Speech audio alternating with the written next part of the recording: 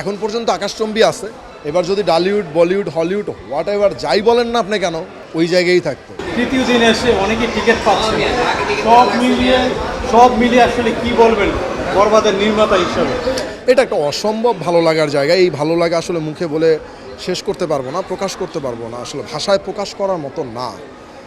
আসলে সিনেমাটা আসলে একটা নির্মাতা নির্মাণ করেই এটার জন্য ভাই, যে সবাই দেখবে, সবার ভালো লাগবে, তারা বিনোদিত হবে, এর জন্যই নির্মাণ করা। তো ওইটা পাইছি আল্লাহর অশেষ সহমতে, শুকর আলহামদুলিল্লাহ। তাণ্ডব নিয়ে রায়ান রাফি আবারও ভাবতে হবে, কারণ রায়ান রাফিকে টেক্কা দেওয়ার জন্য এই ইন্ডাস্ট্রিতে নতুন একজন দাঁড়িয়ে গেছে। এই যে কথাগুলো, এগুলো নিয়ে আপনি কিছু বলবেন কি? না, টেক্কা দেওয়ার ব্যাপারটা আমার কাছে, আমি এই মানে ওয়ার্ডটার সাথে আমি আসলে কোনো মানে একমত না।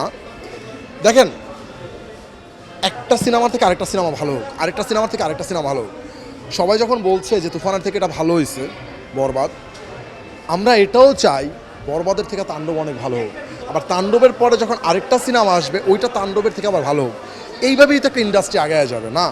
সকল শ্রেণীর মানুষ সিনেমা হলে আসবে। আমি গতকালকে খুব অবাক হয়ে গেলাম, একজন আন্টি বলতেছে আমি 30 বছর পরে সিনেমা হলে সিনেমা দেখতে আসছি এবং আমি তৃপ্তি সহকারে সিনেমা দেখে বেরোইছি।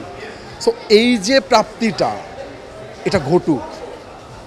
এরকম আরও যারা সিনেমা দেখে না, বাইরের দেশের সিনেমা দেখতেছে, সিনেমা হল ভুলে গেছে, তারা সবাই আসুক, সিনেমা দেখুক। তো এর জন্য যেটা করতে হবে, ভালো সিনেমার কোনো বিকল্প নাই। না, অফকোর্স অনেক এনজয় করছি, এটা খুবই ভালো লাগার একটা জায়গা, এটা আল্লাহর একটা রহমত। দর্শকদের কাছে আমি কৃতজ্ঞ যে আমাকে এত ভালোবাসা দিচ্ছে, এটা অসম্ভব ভালো লাগার জায়গা। বিশ্বাস করেন, আমি এতটাও ভাবি নাই এতটা ভালোবাসা আমি পাবো। আল্লাহর কাছে হাজার হাজার লাখ লাখ শুকরিয়া, দর্শকের কাছে আমি অনেক বেশি কৃতজ্ঞ।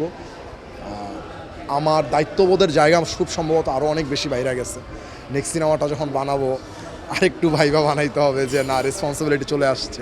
এর আগে হয়তো বা রেসপন্সিবিলিটি তাদের জায়গা থেকে ছিল না, কিন্তু আমার জায়গা থেকে ছিল। কিন্তু এখন তাদের ভালোবাসা যেহেতু অ্যাড হয়ে গেছে, তার মানে আমার রেসপন্সিবিলিটি আরও বাইরে গেছে। ইনশাল্লাহ আমি নেক্সট যে সিনেমা বানাইতে আসবো, আরেকটু বুঝে, আরেকটু গুছায়া, এই থেকে ভালো, আরও ভালো কী করে করা যায়, সে চেষ্টাটা আমার থাকবে। মেহেদী হাসান হৃদয়ের কোনো নির্মাণ শৈলী দেখবে কি না, নির্মাণ তো অফকোর্স দেখবে, ইনশাল্লাহ নির্মাণ দেখবে। মানে সেই চমকটা আসলে একটু পরেই প্রকাশ করতে চাই, হবে।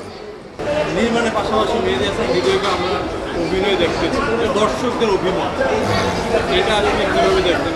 না, এটা ভালোভাবেই দেখি। আসলে দর্শকের তো বিভিন্ন রকম চাওয়া।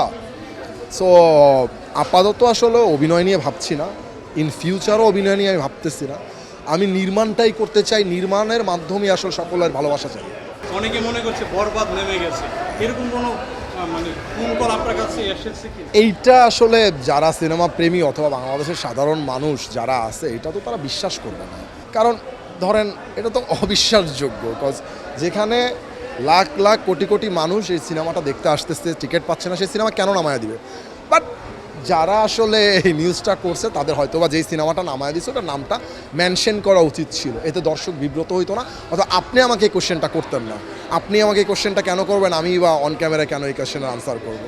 সো আমার মনে হয় তারা ভালো বুঝে, তারা যেহেতু জার্নালিস্ট, তারা হয়তো ভালো মনে করছে, তারা এইভাবেই লিখছে, এটা তাদের ব্যক্তিগত মত। কিন্তু আমাকে যদি বলেন, তাহলে আমি বলবো যে যেই সিনেমাটা নামিয়ে দেওয়া হয়েছে, ওই সিনেমাটার নামটা মেনশন করা উচিত ছিল, এতে মানুষের মধ্যে কনফিউশনটা থাকতো না। আমার মধ্যে অ্যাকচুয়ালি আসলে কোনো কনফিউশন নাইও, কারণ মানুষ এত বোকা না। আপনার পুরো টিম বাসছে, এর কোনো মাঝে কি নতুন করে বরবাদ নেওয়ার জন্য কোনো প্রেক্ষাগৃহ থেকে প্রেক্ষাগৃহ মালিক আপনার সাথে যোগাযোগ করেছে কি? হ্যাঁ, করেছে, একজন দুজন না, অনেকজনই করেছে।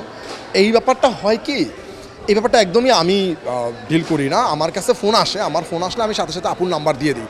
আপুকে তো এখন পর্যন্ত হল মালিকরা, সব হল মালিকরা তো ওইভাবে হয়তো বা নাম্বার অনেকের কাছে নাই, তো আমাকে ফোন দেয়, আমি সাথে সাথে তার কথা বলে দিই। তো ও ভালো বলতে পারবে যে আসলে আর কয়টা সিনেমা হল।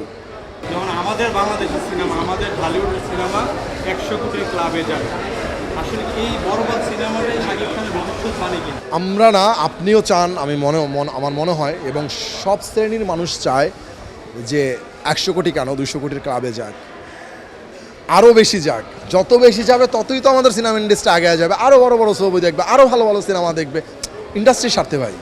এখন পর্যন্ত আকাশচম্বী আছে, এবার যদি Dhallywood Bollywood Hollywood what ever যাই বলেন না আপনি কেন, ওই জায়গায় থাকতো।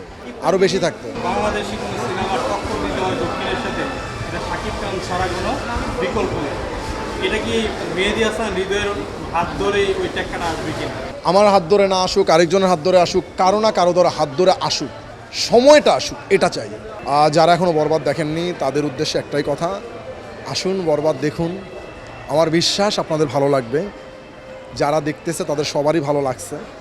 আপনাদের ভালো লাগার পরে আপনাদের আত্মীয় স্বজন, বন্ধু বান্ধব যারাই আছে সবাইকে বলুন সিনেমা দেখতে আসার জন্য।